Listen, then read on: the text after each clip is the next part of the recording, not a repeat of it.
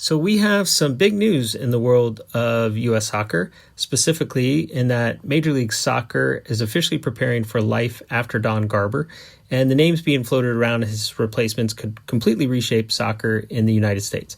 So this is something we need to pay attention to as soccer dads. Alex Silverman with the Sports Business Journal broke the story, and I'll summarize the article in that MLS owners began meeting in Palm Beach and recently engaged a consulting firm that specializes in CEO transitions. So this is real. It's not just chatter. They're preparing for the post-Garber era. His contract technically runs through the end of the 2027 season, so he hasn't addressed when he will be stepping down. So it's uncertain if his departure is going to be before the World Cup, after the World Cup, or when his contract ends.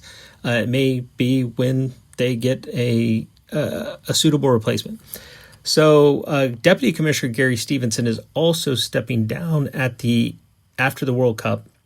So the league might be heading for a total leadership reset. Now, the big question is who replaces him? And here are some of the names, and I'm not familiar with all of them. You can see them here. And, I see I see NFL, I see NBA, I see the CEO of the Bundesliga.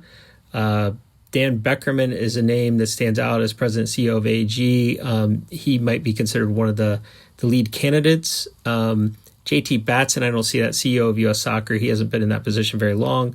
But we have a couple Major League Soccer insiders that stand out. Ivan Gazidis could be a good candidate. So the list tells us something huge in that MLS isn't just looking at soccer people. They're looking at global soccer leaders, U.S. sports execs, media strategists, even NFL, NBA power players. So what does this mean for MLS and U.S. soccer? It means that the next commissioner could take the lead in a totally different direction. Soccer First Commissioner could push harder on youth development, talent pipeline, global competitiveness, looking at things like the transfer markets. A Business First Commissioner could go all in on expansion, media deals, and turning MLS into a bigger entertainment product, which, if I had to guess, I think that's where the MLS owners will lean. With the MLS schedule changing to mirror the rest of the globe, I think MLS is looking ahead to their next big media deal, and I have a feeling the candidate with that experience is who's going to win out in the end.